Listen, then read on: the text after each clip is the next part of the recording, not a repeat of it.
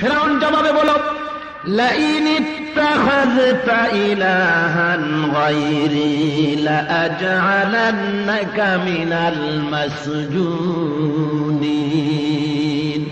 আমি ছাড়া যদি আর কাউকে ইলাহ বলে মেনে নাও, আমি ছাড়া যদি আর কাউকে রব বলে মেনে নাও, তাহলে মুসা শুনে নাও, তোমাকে আমি কারারুদ্ধ করে রাখবো, যাবজ্জীবন কারাদণ্ডে দণ্ডিত করে দেবো, জেলখানায় ঢুকাবো। হযরত মুসা বলে, ফিরআউন রে শোন ভালো করে, তুই শুধু একা নস, বরং তোর মতো ফিরআউন দুনিয়ায় যত আসছে আর আসবে, দ্বীনের দায়ীদেরকে তারা ওই জেলখানার ভয় দেখায়।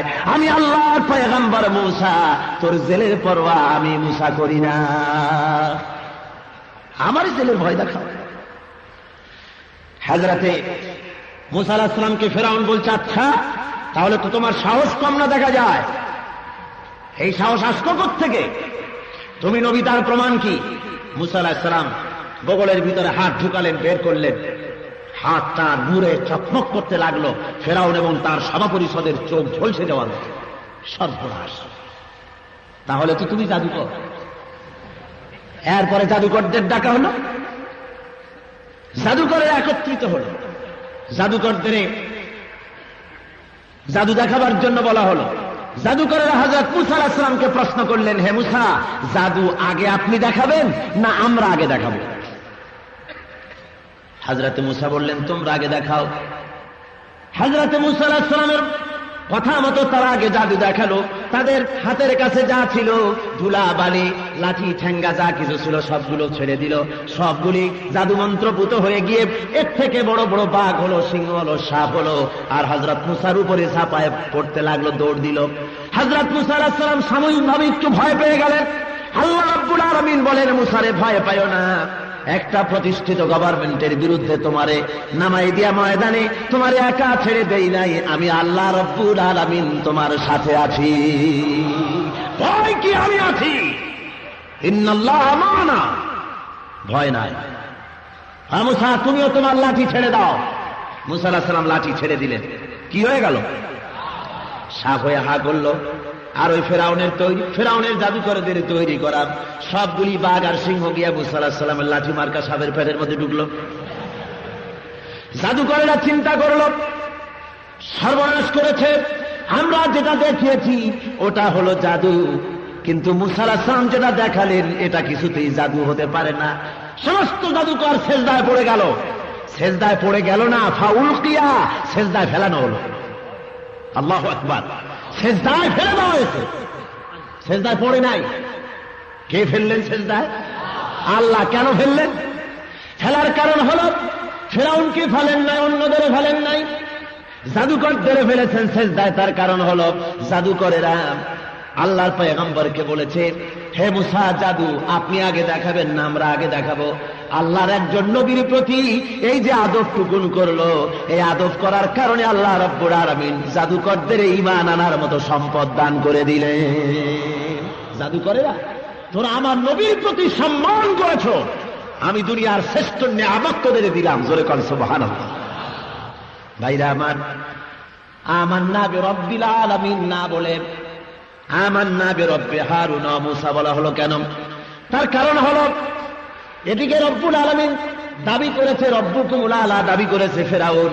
জাদুকরেরা সিজদায় পড়ে যদি বলেন আমরা রবের প্রতি ঈমান আনলাম, রব্বুল আলামিনের প্রতি, তাহলে ফিরআউন মনে করতে পারে যে আমারে বুঝি সিজদা দিল, আমার প্রতি বুঝি ঈমান এনেছে। সেই জন্য প্রকাশ্য চ্যালেঞ্জ, ও ফিরআউন শোন, তুই যে রব দাবি করেছিস, তোর প্রতি সিজদা দিতেছি না, তোরে মারি না, ঈমান আনলাম কোন রবের পরে জানিস? আমান্না বিরাব্বি হারুন ওয়া মুসা। মুসার রব যিনি, হারুনের রব যিনি, সেই রবের প্রতি ঈমান এনেছি। সুবহানাল্লাহ। ভাইরা আমার, ফিরআউন অর্ডার দিয়ে দিল, সর্বনাশ, আমার বাড়িতে দুপুরবেলা জন্মের মতো খাইয়া একটুখানি জাদু দেখা অমনি কাইত হইয়া গেলি, এত খাওয়াইলাম আর এখন আমার বিরুদ্ধে সিজদা দিলি। ফিরআউন অর্ডার করল, এদের হাত পাও কাটো, একটা উল্টার একটা কাটো, ডান হাত কাটো, বাম পাও কাটো, বাম পা কাটো, ডান হাত কাটো, একটা উল্টা আর একটা কেটে দাও। এ হাত পাও কাটা যখন শুরু হয়ে গেছে, নতুন মুসলমানেরা তখন বলতেছে, রব্বানা আফরিগ আলাইনা সাবরা ওয়া তাওয়াফানা মুসলিমিন। আয় আল্লাহ, বিপদ ও মুসিবত যত বাড়ুক না কেন, মরার যন্ত্রণা যত বেশি হোক না কেন, আয় আল্লাহ বেঈমান হয়ে যেন মরি না। আমাদের মরাটা ঈমানের মউত তুমি দান করে দিও, মুসলমানের মউত আমাদের দিয়া দিও। ভাইরা আমার, হযরত মূসা আলাইহিস সালামের বিরুদ্ধে খেপে গেল ফিরআউন।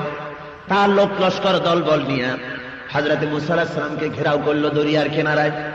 হযরত মূসা উম্মত নিয়ে বসে আছেন, তিন দিক থেকে ঘেরাও হয়ে গেছে, বাঁচার কোনো পথ নাই, পালাবার কোনো পথ নাই।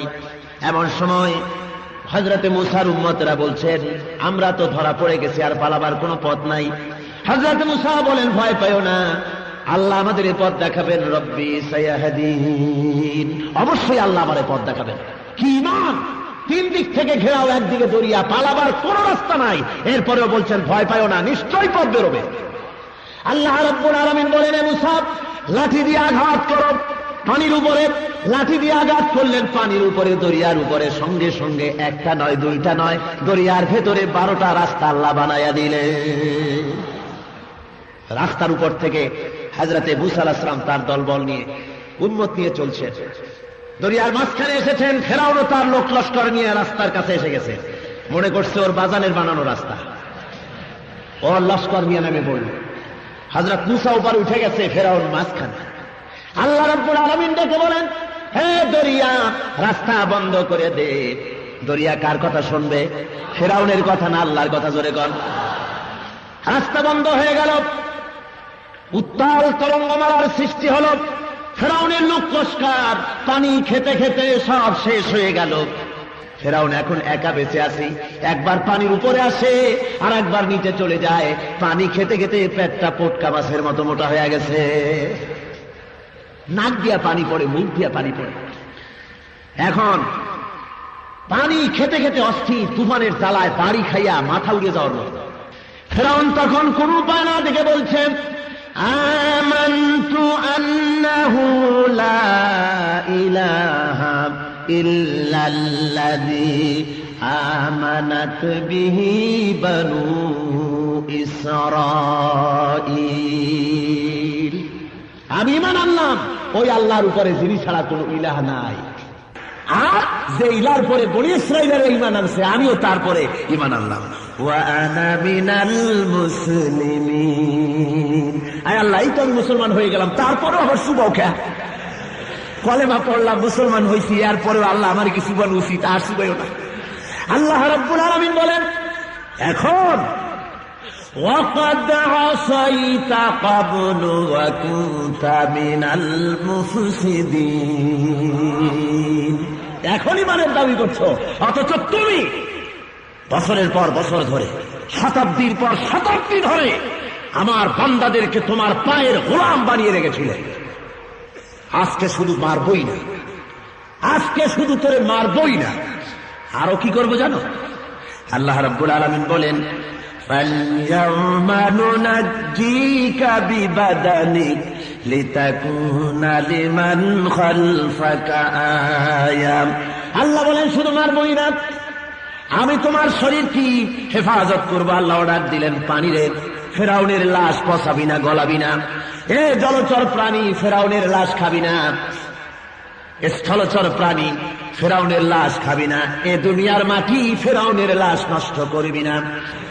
আল্লাহ রাব্বুল আলামিন বলেন, আমি তোরে সুটকি বানায় রাখবো কিয়ামত পর্যন্ত, যাতে করে তোর মতো যত ফেরাউন এই দুনিয়ায় আসে, স্বৈরাচার আর ডিক্টেটর আসে, তোরে দেখে যেন তারা সবক নিতে পারে যে আল্লাহ ইচ্ছে করলে তোর মতো আমি তাদেরকেও বানায় রাখতে পারি।